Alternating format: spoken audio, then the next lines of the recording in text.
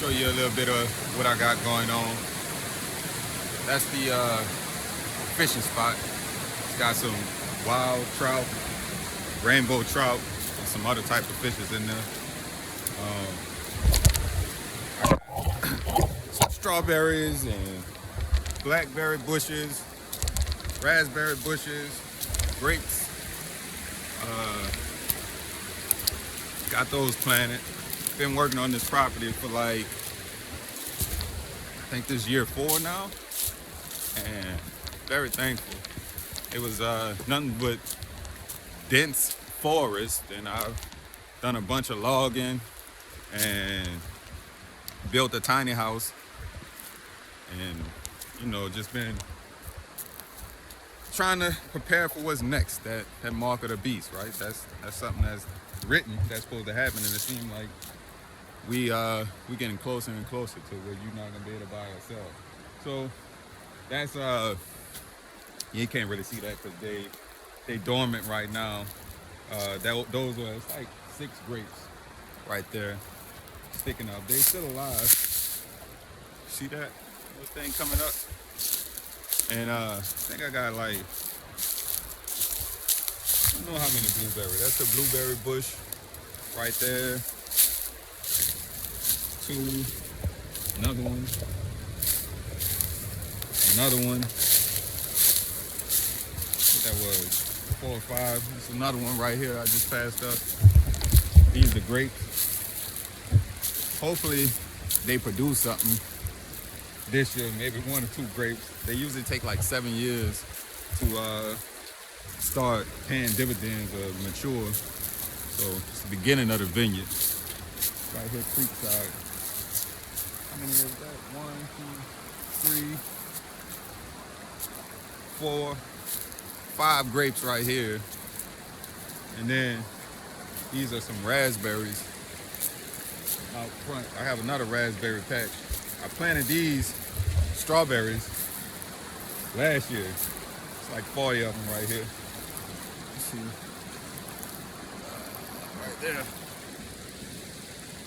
Let's see. Some more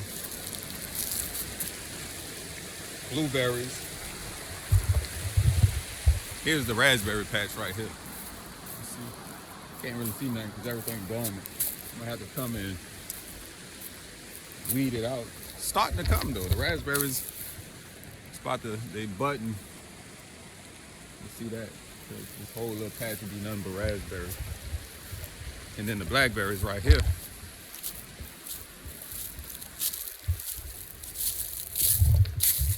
They're in a good spot. I'm gonna make all this strawberries. See? They're going around the truck like that. Well, this little area, a little driveway. And then I got 1, 2, 3, there's 9 blueberry bushes right here. So hopefully in the next couple years, I'll be able to have a good little steady supply, enough where I might be able to make me some dollars. You know what I'm saying? Got to eat. That's a little rundown. And my neighbor, when he come out with the equipment, we usually till up this whole row right there. And it's just nothing but crops. You see it behind me? But he got like big heavy equipment. So I only got like a little walk behind tiller. And I'm gonna use that. I'm gonna till up and put crops. I've already tilled up some of the ground.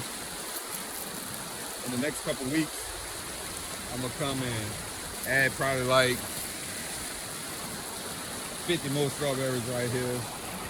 And then I'm gonna plant some collard greens, cabbage, lettuce, spinach, and all that stuff. Right here, that'll be the first run. And then like squash, zucchini, cucumbers, all kind of stuff like that. But I gotta go and try to get to the middle of the land, because this only like 3/4 of an acre that I've cleared so far, and it's 8.5 acre lot. So much more work to do. Hopefully, the Lord keep me healthy and strong, so that I'm able to do what need to be done. Because without my health and my body, it's kind of gonna be a wrap on this whole thing. So,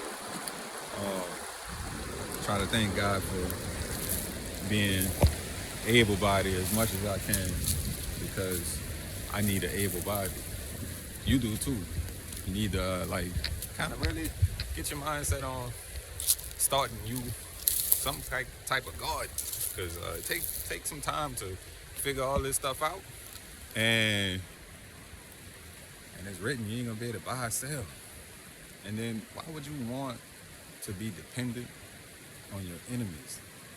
They're not gonna like treat you in the way you should be treated. So you really should consider doing more for yourself, right? The more you do for yourself, the less dependent on others you are. So I beseech you, brethren and sisters, that start a garden. The food tastes way better. It's kind of undescribable, right? Like if you got the right nutrients in your soil, and you treat the plant properly, the flavor is so rich. I take my strawberries, for example. I just let them grow. I don't water them. I don't do nothing with them. And man, that flavor is so concentrated. It's like something that I had when I was a little boy, right? Most of the crops you get from the grocery store is like, I don't want to use the word bland, but it's like watered down, right? And doesn't have that concentrated flavor. And it'll be hard to explain to somebody that doesn't really eat fruits and vegetables too often. And I know that's kind of like society and got to that point. It took me a while to, really gain some understanding. I think I was almost 30 years old before I really started eating a healthy diet. And that was only because, I had been very physically active in my 20s. And at the end of my 20s, I was doing something that really required very little, what I thought, energy for me. And I felt like I was dying. And I was like, something is wrong. What is it? And that led me on a course down a rabbit hole to discover all kind of things about sugar, GMOs, and, looking at all the different foods and what vitamins they contain and what toxins they contain. And, it'd be a good idea if you go ahead and go down that rabbit hole. And simple things, you just need to eat fruits and vegetables, lean meat. I'm not really on that vegan thing. I had looked, and I was almost there toward a vegan, but the people with the longest lives live in like Okinawa, Japan, and they eat very little meat, but they do eat meat, you know what I'm saying? So also, keeping that Hebrew diet, it's some major benefit to doing what you're told, so they Pimp C, what he used to say, I eat so much shrimp, I got iodine poisoning, right? And so some of the stuff that you eat that you was told not to eat, it's like modern science will tell you like it's not that good for you.